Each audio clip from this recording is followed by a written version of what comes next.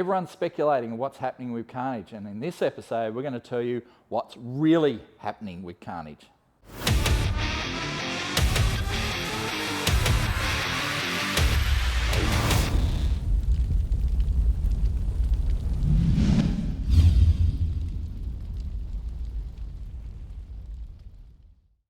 Over the last year or so, a lot's been happening personally and then in Carnage, and every time I do something, people seem to speculate. There's something going on with Carnage, there's something happening. And wow, it's even been the last few years. I've had people tell me that I'm about to be replaced as the host and stuff like that. You know, they're like, oh, they're interviewing new people and that sort of thing. Like, what are you talking about? That's not happening because the company is so small, I would know, especially when everyone was condensed here in Melbourne. It's like, they're not interviewing anyone to take my position. It's just, people like speculating and they like making shit up, and people want to see you fail. That's what it comes down to. People want to see you fail. But what has been happening? All right, so Street Machine as a company got sold late last year, all right? So October last year, Street Machine was sold. They used to be owned by, let's go back through the history of Street Machine. Street Machine was owned by ACP, which was Kerry Packer. And then, you know, when Kerry passed away, his son James wasn't interested in magazines and stuff like that. He wanted to go do casino stuff, so he sold sold ACP, the entire conglomerate, you know, and they had pretty much all the major magazines, all your Women's Day, New Idea, Wheels, Motor, Street Machine.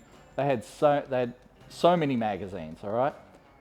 So James sold it to an investment group, who then, after a few years, sold it to a German company called Bauer Media, who has, you know, magazine groups all over the world. I think something like 10 or 11 different countries they had magazine groups.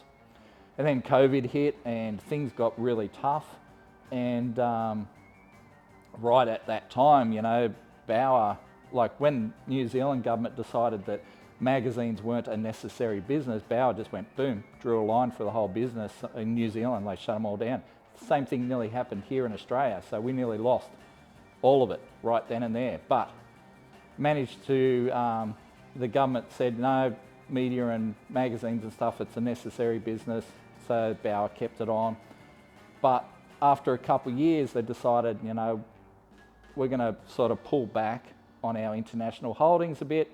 So they sold, you know, what was ACP? It was Bauer Trader, the Bauer Media Group, I guess, was sold to another group called ARE Media, and they split it off into a couple of different groups. The women's mags were one section, the wheels, like the car mags, were grouped under a group called Wheels Media.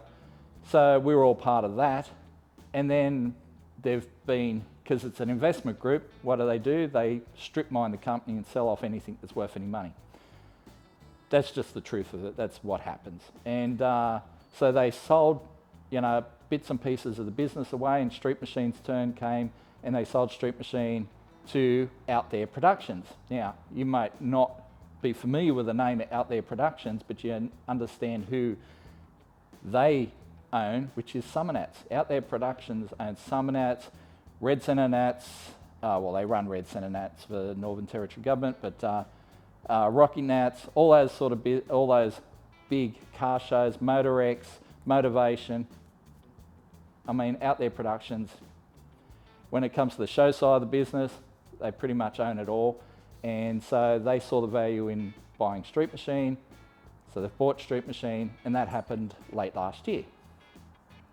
So, you know, as part of that, you know, we're part of Street Machine as a group, you know, it makes me laugh how many people think Street Machine was this massive thing, massive operation. I had people telling me there must be 100 people working for Street Machine. It's like, no, as a core group, it was under 10. And then with our freelancers and that sort of thing, you know, you're talking probably 25 people tops. And, you know, those freelancers, you know, they're not always getting jobs, you know, they're getting job here and there, you know, month here, month there type thing. So yeah, that's the way it all works. And then even we've condensed down a little bit tighter, you know, I think there's no, we're probably still about between 8 and 10 people. So, you know, that's obviously you've got me and Carnage and Telf being the editor-in-chief, and then Broads, and, you know, Broads is the editor, then Kian is the staff writer, and then we've got, you know, some web people, copyright editors and that sort of thing. We call them sub-editors, you know, and people that manage the printing side of the business and that sort of thing. So there's little bits and pieces that you guys don't see. So anyway, that's the magazine side of things. So as a group though, now we're part of a larger group, so Out There Production. So you've got guys like Jay Benz and Adrian who, you know, are heavily involved in Summonats, and then Andy Lopez and obviously Andrew B are the owners. And then they run events. That's what they specialise in running events. But so they've got things, you know, like they want Drag Challenge. You know, Drag Challenge is going to continue because Drag Challenge is an event. They want this to continue. No one has ever said anything about not continuing Carnage. I mean, Carnage is here and operating, and it's all been operating. And there's no talk about it not operating, okay? So this is the thing. People see things, they see me starting up Scotty's garage again and going, oh, something's happening. It's like, no, Scotty wants to get his own projects finished, and he's sat on his ass and played video games for the last 4 years, and I just got bored with it. And I just went, what am I doing? I need to get out in the garage and do stuff again. And the way to enthuse myself to do that was to restart Scotty's garage. So that's why I'm doing that. There's no ulterior motives there of, you know, that people are like tapping me on the shoulder going, oh, you know, this is going to close up soon. Who knows what the future does hold, because, you know, life is change and change is inevitable, but this is what happens. So right now, and this all got prompted last week by people seeing me move stuff from my house back to Carnage. Like, I've got a bunch of engines and stuff here that have been sitting in my house for 5 years. They're just taking up space. Maddie right now is leaning against a car that was sitting in my garden for 5 years. You know, I'm like, at some point, I've got to move this stuff away from my house. I just don't want it sitting there festering, you know, bringing down property values and that sort of thing. So, but people saw me moving this stuff and they're going, oh, what's happening? Is Scotty leaving Carnage? We're so confused. People are scared of change. That's what it comes down to. So I'm here to say, right now, there's no one has mentioned anything about shutting down Carnage. We've got the lease until next year at least, so we're good until then. What happens beyond then? Who knows? Because like I said, life has changed and change is constant, but no one's talking about anything. We've got VPW as our sponsor. Here in Forbes, unfortunately, has just dropped out, which is a bit unfortunate. It's just one of those things, you know, because sponsors come and sponsors go, because personnel changes on both sides of the coin. Things happen, you know, so sometimes you lose sponsors through nobody's fault. It just, they feel like, you know, personnel's change and they feel like going different directions and that sort of thing, and that's just what happens. So I'd like to thank Heron Forbes for coming on originally though, because that helped get us into this place, and you know, they helped deck this place out, and so it's been a good relationship for those years. But things are happening, but more on the car side than anything behind the scenes. So let me do a quick rundown of what's happening here in the workshop, because I constantly get asked, what's happening with this car? What's happening with this car? So let's do a quick run through. We haven't done this in a while. Run through of what's happening with each car, because not everyone watches every video either. So I get people ask me questions about things that happened in videos. I'm like, why didn't you watch that video? I don't watch all the videos. Well, why not? I mean, they're all interesting. They're all cool. You might as well watch them. So anyway, let's do a quick rundown on what's here in the workshop.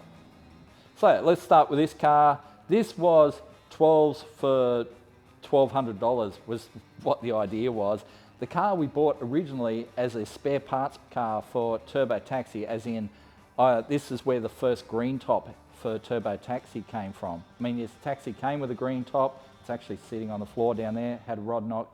We replaced that with a NA engine I bought for $200. And then later on I bought this from Pickles Auction as a wreck, and put the green top out of that, not knowing that it was a lot harder to put a BF engine into a FG than anyone would tell me. So I found out obviously you have to change the girdle plate and all that sort of stuff to make it fit with the sump, and yeah. It's really painful, and you lose your dipstick location if you don't have the right block. So anyway, this thing sat in my garden for 5 years. It's got its own ecosystem. I mean, yeah. Do we do something with it? I don't know. I'm tempted because it's lightweight. This thing is so light that I pushed it onto the car trailer. If you go and watch my Scotty's Garage video, you'll see me pushing this onto a car trailer. It was hard work, but I got it up there. So anyway, do we do something with it? You let us know. There's been a few ideas floated, you know, way back in the day when we had the Toxic Avenger Territory, I wanted to put the Toxic Avenger's driveline into this, because we had this car first, and I was going to make this an all-wheel drive ute, which would have been cool, except I parked Toxic Avenger Territory outside for a weekend and someone stole half the four-wheel drive bits out of it. Dandenong things. So anyway, you let us know whether you think we should do something more with that. And then we've got Alexon.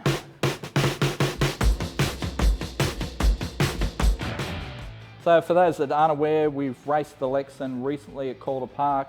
It went 10.31 at 136 miles an hour. But then it started with some oil leaks. We might have been getting some pressure in the engine, I don't know. It doesn't have a very good breather system on it, so it could have been pressurising inside and blowing some seals out. I don't know. I haven't had a chance to look at it, so we'll get to that. But I do want to run a 9 in this car, and I think it's very capable of running a 9. But right now, like I said, 10.31 at 136 mile an hour, that's not bad at all. For a car that is essentially a sleeper and goes around corners as well. Like if you saw us take this around Calder Park, it did quite well going around Calder Park for the Optima Street Car Challenge. It is a good beast. We want to, you know, continue with this car, and like I said, we want to run it into the 9s, but I do need to find out what's going on with its oil leaks, like where's the oil coming from and that sort of thing. So things to do there. Then we've got the ute. Obviously the ute has taken up a large portion of our lives for the last 10 months.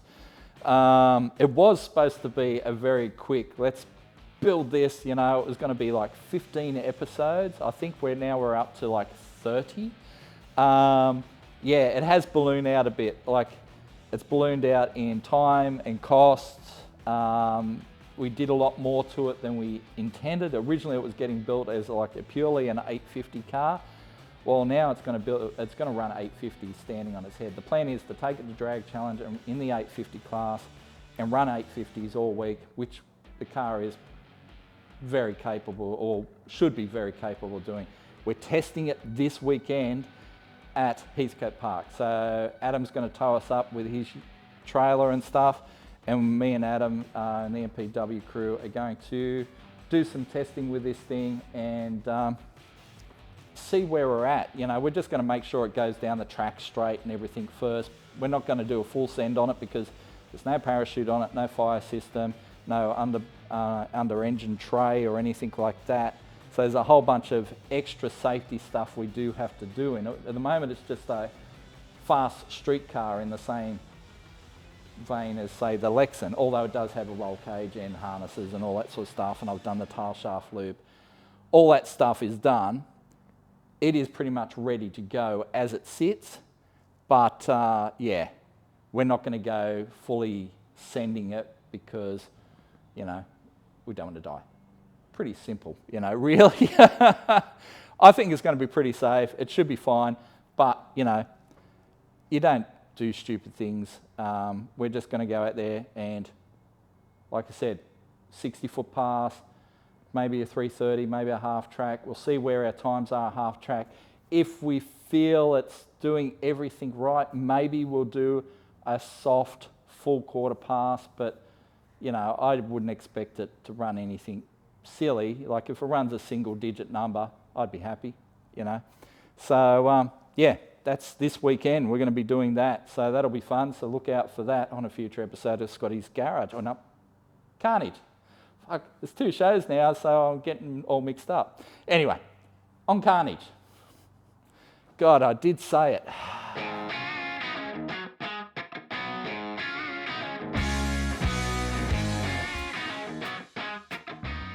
Everyone's going to be thinking it's a conspiracy theory right now because I just did that fluff. But anyway, we'll leave it in the video because it's funny.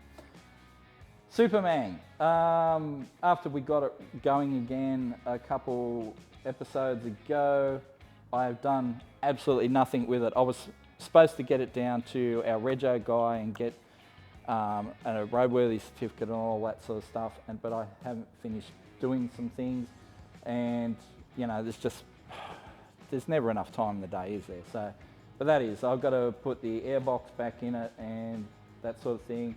I did have a unregistered permit on it that's probably expired now, so I need to go do that again so I can drive it over and get a roadworthy so we can get it regoed and do those things. The stroker engine, everyone keeps asking about the stroker engine. It's here in the bag. It is a complete bottom end. All right, forged pistons, good rods, all the stuff. It's just sitting there waiting patiently. But yeah, once I get rego on that thing, this will go in that, and we'll go do stroker things, probably with the turbo. So that's going to be interesting and a lot of fun. Up the back here, Trollbo is still here. Yes, it's missing a motor at the moment, but that's coming to Scotty's Garage, and I said that right this time. I'm buying the Trollbo, I'm taking it to the Scotty's Garage. We're going to do some Scotty's Garage things with it. So that's coming home with me. The Tirana, everyone keeps asking about the Tirana. I don't know is the answer. As a bit of a speculative, and I didn't say that right, joke, I postulated the idea of putting the Hemi in the Tirana, and everyone loved it. Everyone like, yeah, do that, Hemi in the Tirana. But it'll fit, and yes, we could do a very quick and bodgy, let's bolt it in, but we've still got to put a gearbox on it and a diff, and then, you know, to the chassis work that'll need to take all that weight. I mean, it turns into a car that'll cost as much, if not more, than the Commodore. So it's a pretty big budget deal, which I'm not sure we're ready for right now. But if you have an idea of what we do with a Tirana, please let us know, because I'd love to hear your suggestions. But right now, it's kind of something that we impulse bought. You know, it's like COVID times, and we thought, we really need to get in a muscle car-y type car, you know, chrome bumper, before they all run out, and they're all getting so expensive. And of course, you know, now the COVID tax seems to have evaporated, and cars are a lot cheaper now, so we probably overpaid for that car. And yeah, it is what it is. But anyway, it's a 2-door Tirana, so it's worth something to someone, that's for sure. If we're going to do something with it, I don't know, but we'll work it out. Let us know what your ideas are. And then we've got the taxi.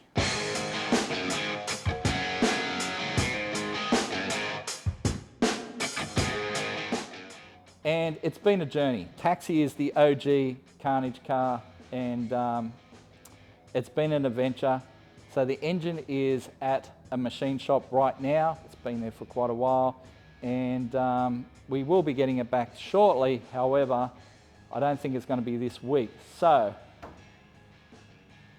the plan is that we're going to probably ditch the gas at some point, but I've been having a think about it, and I'd like to give the gas one more crack. But I'm not going to put any money into it. Like we're done spending money on gas motors to be sacrificed to the gas gods. It is really hard to get these things running fast on gas. But we are coming up in the summer, and summer helps having a little bit more temp. So therefore it helps the pressures and all that sort of thing. Because you remember, gas has got no fuel pumps. You're working on the pressure in the tank. Once that pressure goes away, you know, you're opening a balloon and the balloon's like, so the pressure's dropping the entire time. So anyway, I'll give it one more crack because I think it's got it in it. I think it had it in it last time. We were definitely on a 10-second pass, and then it overboosted, and that was a different issue. But yeah, we cooked the cylinder head. The head's over here. I think I've shown you that before, but it's got a big torch mark right through the head. So anyway, what I might do is slap together a cheap gassy. It'll be a gassy, but it won't be a gassy. I'll probably use these rods on some factory turbo pistons. I've got the OG FG taxi block over there. Don't want to tell you too much, you won't watch next week's episode. And talking about episodes, you may have noticed that while the Carnage uploads have been regular on Friday, we've been seeing some midweek episodes with Jay Benz and the crew showing some stuff, and that's going to be a regular thing, and it helps lift the channel all together. I mean, you know, being part of the big OTP family, I mean, we're all in it together. So you'll be seeing more of those Jay Benz videos pop up around Tuesday, Wednesday during the week, which is cool. So to finish up this episode, we've got an F-Truck review. We had an F-Truck last week, which is kind of one of the things that triggered this whole thing, because, you know, people saw me moving stuff with the F-Truck and they're like, is Scotty moving out? What's happening? You know, Scotty's moving stuff around. People fear change, you know, as I've said before. So yeah, the F-Truck was really cool. Really enjoyed it. I'd love to have it long term if we can, but I don't think that's going to happen. But yeah, let's go have a look at that F-Truck, and if you got time, check out Scotty's garage. Shameless plug. But anyway, let's have a look at this F-Truck. Hey guys, it's a bit wild and windy here in Melbourne this week, but while we got 5 minutes of sunshine, we thought we'd bang out a quick review on the Ford F-150 XLT. Now, we've had this thing for half a week now. We were going to tow out to the drag strip with the old VS Ute, but that didn't happen. So we've still got the truck though, and we've been hauling stuff around, moving cars, moving parts, all that sort of stuff. This thing is a tow monster. It is a beast. It's a 3.5 litre twin turbo V6, makes 298 kilowatt and 678 Newton meters of torque. All right, put that into the same realm of its competition. So the competition is the Silverado with a 6.2 litre V8 that makes slightly more power but less torque, or the Dodge Ram with a 5.7 litre V8 which makes a lot less power and a lot less torque. Figure that out. All of them can tow 4.5 tonne, but this thing with its torque and that mighty little V6, it's 3.5 litre twin turbo, but this thing rips. For a car of its size, it gets up and boogies real fast. So, man, I'm kind of in love with this thing. I mean, it's not perfect, don't get me wrong. The thing is massive, all right? You try and fit this thing into a Coles car park, you're gonna struggle. Here at the boat ramp though, the spots are plenty big enough. It's got heaps of room inside. I mean, 2 comfortable buckets up front. It is cloth interior because this is the XLT. It's kind of the base model of the range. Ford, in their wisdom, have only offered 2 models. They have the XLT and they have the Lariat. The Lariat is the one that you get with the full leather and the 12-inch screen, and it's also a constant four-wheel drive, where this is a part-time four-wheel drive. You know, you've got to switch the knob to turn it into four-wheel drive. I mean, the back seats are really big as well. Big enough for a guy like me to sit in there. It's a split fold design, so you can, you know, split half up, half down, whatever, 60-40. It's actually massive in the back. When you fold the seats up, you can fit big boxes in the back of this thing. That's if you want to keep it secure inside. And then you've got this massive bed, all right?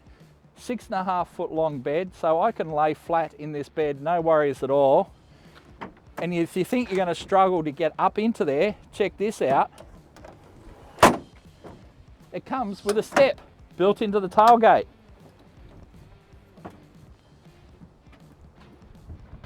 How good's that? It's fantastic. Let's check the length. Oh yeah, this is Scotty approved. And I'm out of the wind. While we're in the bed, let's check it out. It's got spray on bed liner. It's got tie down points. You've got locking points here, and you've got some smaller points down in the corners. I mean, plenty of room for activities in here. So really good setup, really useful.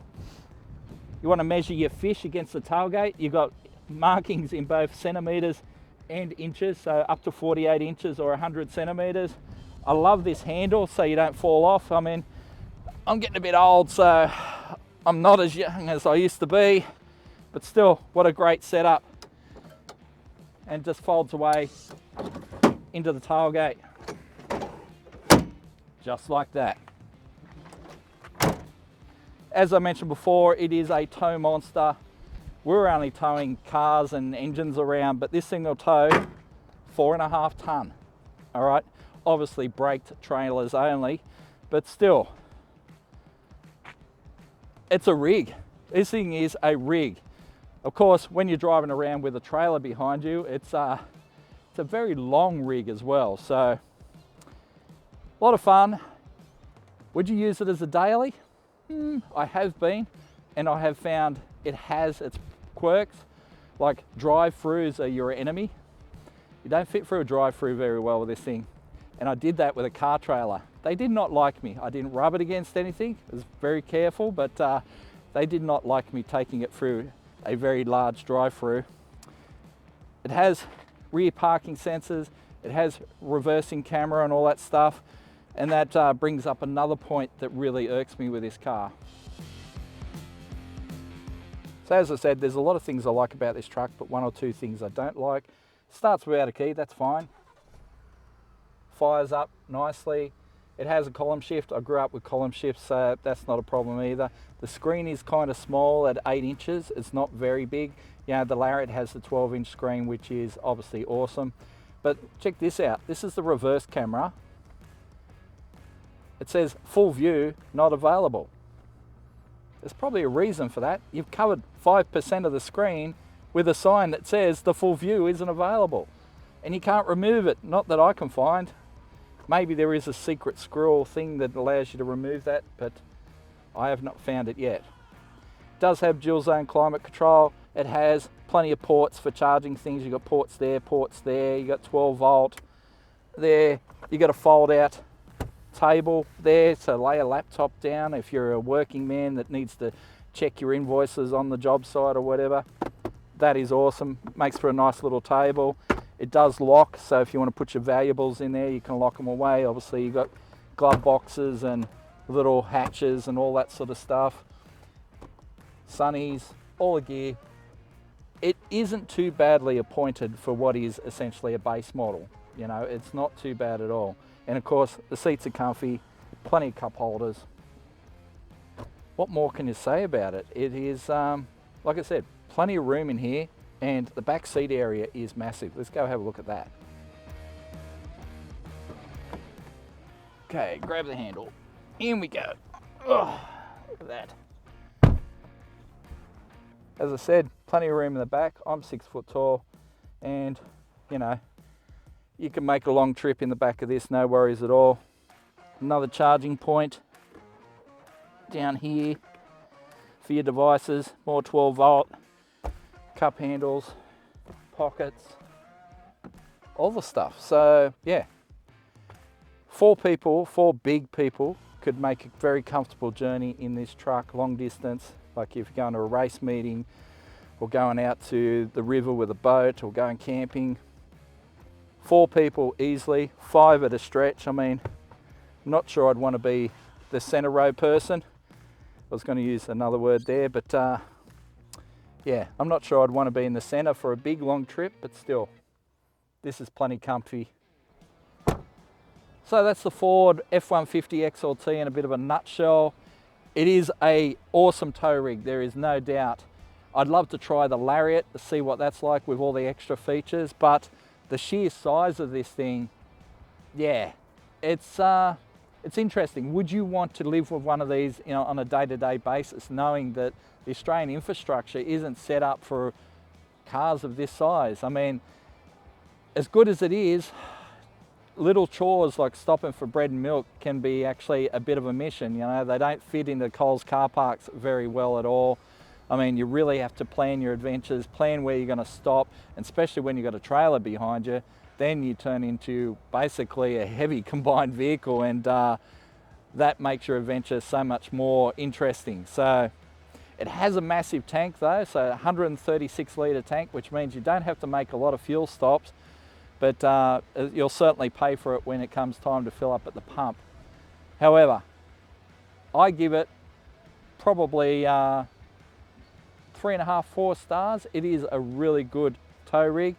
Like I said, I'd like to try the upmarket one just to see what that's like, but I would certainly be looking at one of these if I wanted a big tow vehicle, because the competition, for all their V8 goodness, I mean, everyone talks about Silverados, everyone talks about Rams, but why aren't people talking about the F-Truck? Because she's still here 75 years later and still going strong.